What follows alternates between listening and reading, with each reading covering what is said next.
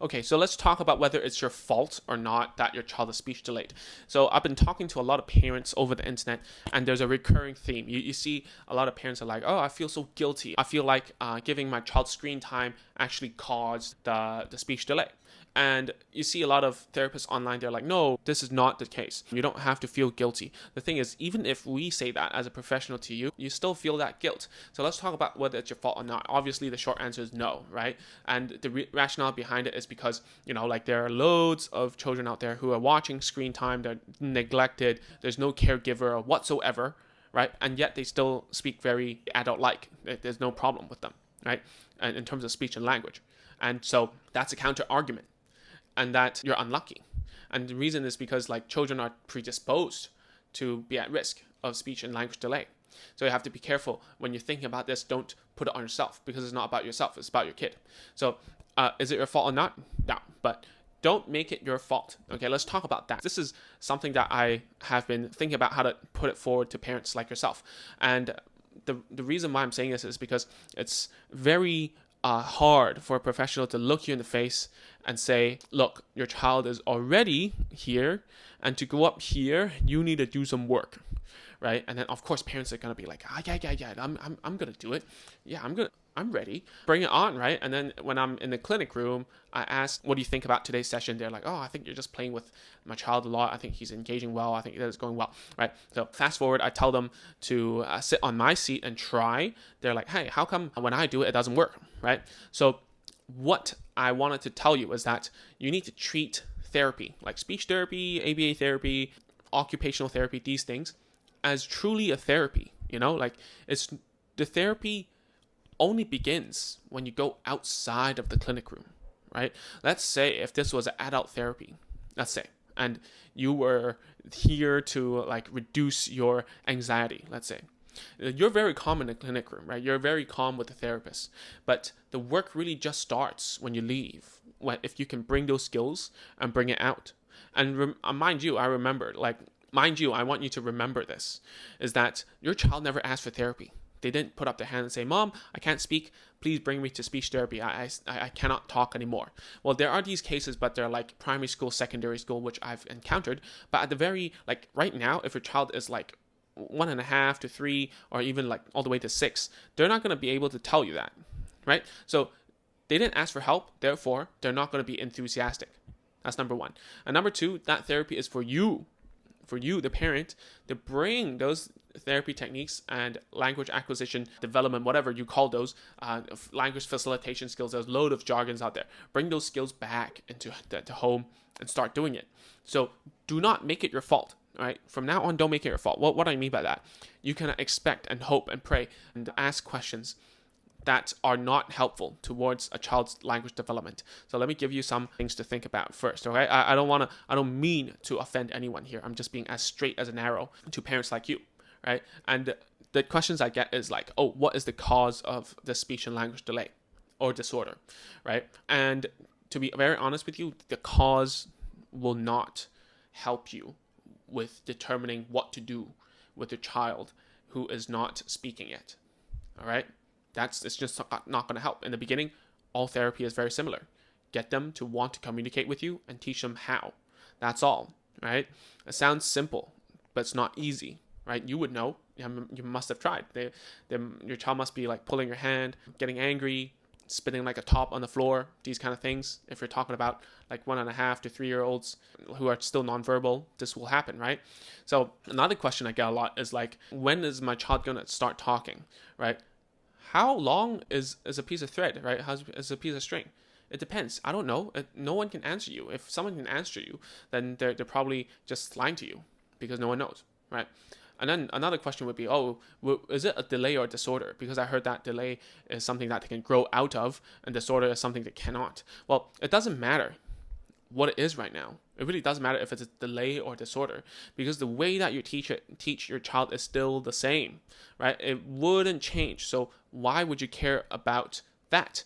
And then, sometimes in YouTube, the comments will say, oh, Ming, you're not a parent. Of course, you don't understand. Of course, getting down to the nitty gritty of the diagnosis is very important because it gives a parent closure, right? It gives a parent closure about like what is, how the journey is going to be. Yes, you're right. You're totally correct. I'm not discounting that.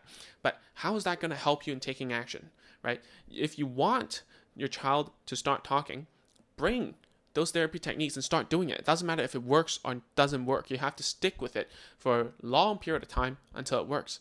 And therapy, it doesn't work for a very long time and suddenly it works. So let's talk about like some parents that I've been coaching online. We have a membership that parents submit videos to me and I check them out and stuff. And one of them, her child hasn't been talking for a very long time, for like half a year.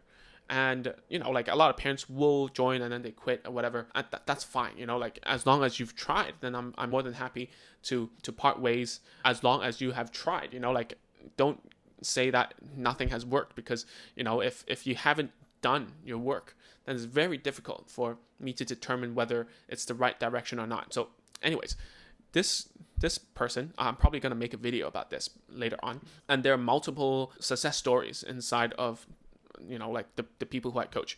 And just to tell you, right, it took her 6 months doing the same thing. Every time I saw the videos, I'm like, okay, just here, do this, here, do that. Don't say this. Try to praise her here. Give a prompt here like this. Set up the table like this. That's just very, very small, minute things, right?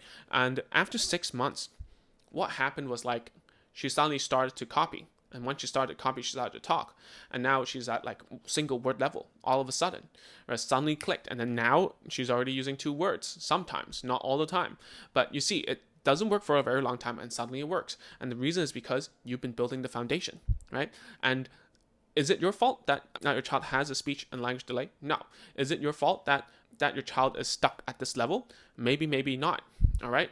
Do not make it your fault. All right, that's what I'm trying to say to you. I'm not trying to condemn you for not doing it, right? I'm saying is don't be paralyzed. Don't be asking the wrong questions. Do the right things, right? Listen to someone, doesn't need to be me. Listen to their methods and go do it. Most of the time, the methods are very similar. Find something your child likes, get their interests, and then show them how to communicate to get what they want, right? And that's pretty much as simple as that. It's not rocket science, right? So at the end of the day, you have to keep the main thing, right? Which is your responsibility as a parent, because the therapy work only begins after you go outside the clinic, right? Treat it as if you were doing some sort of anger management therapy. The real test comes when you're triggered, when the anger is triggered and you have to cope with it. It's the same with speech therapy. The real test comes when your child is requesting for something, is wanting something from you, is wanting to communicate with you, but they're using the wrong way, like hand pulling, like hitting you, biting you, pinching you, right? Kicking you, like rolling on the floor, right? Using one word only. These are the times when you bring out those skill sets and use it, right? If you think that you can wait it out and everything will be fine, then it could be. It very might, like loads of children are like that. We call those late talkers, right? That there's a subtle difference. And don't ask me whether your child is a late talker or a speech delayed child, right? Because your rationale is that, because the reason behind your asking is because you want to know whether you need to do anything or not. All right, it doesn't matter whether you do anything, like it doesn't matter what diagnosis it is. It doesn't matter if your child will speak tomorrow or like in a week or in a month or in a year. You still have to put in the work because it decreases the risk, right? You're trying to manage the risk. Okay, don't come to me and ask, how do I know if it's a late talker? How do I know if he's going to talk tomorrow? Then why am I doing this? No, it's not like that. You must do it, all right? Or else, because the consequences are too large for you to not do it. All right, you would rather be safe than sorry. Okay, so I don't know that I feel like I have to come up in front of you and tell you this. Okay, and I usually don't. I'm not as straightforward unless you put up your hand and say, Ming, I want to learn. And that's why a lot of times parents leave very good reviews about our stuff. That's because I get straight to the point. I tell you what to do exactly, just only one thing. Go do it, finish it, and then we can go to the next level. Don't think too much. Act. All right, go do it, because you can pay someone to do it, but they're not going to be at home when the real test comes, right? You are left alone. Your child didn't ask for help. You ask for help. You ask for help for a child to go to speech therapy. There's no done for you unless you have a therapist in your house 24/7, which is still not going to solve a problem because people move, people get pregnant, people get married, people have problems at home, like people have better jobs, people make more money. You can never put your child's development and education totally solely onto someone else's hand. And I'm not making you like scared or anything. In fact, I think I'm very optimistic about every case I see. As long as you put in the work, you will see improvements, right? But the thing is, you cannot ask these questions to try to think about whether everything's going to be fine. Things are only going to be fine if you actually do stuff. All right, whether or not the stuff you're going to do are in vain or not, because you're going to learn and you're going to be a better parent because of it.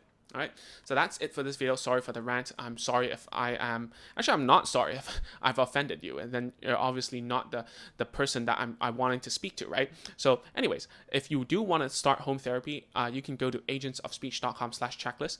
Grab a list of tools and toys that you can use at home when you're starting. All right, so that's it for today. I'll see you in the next video very soon. Bye.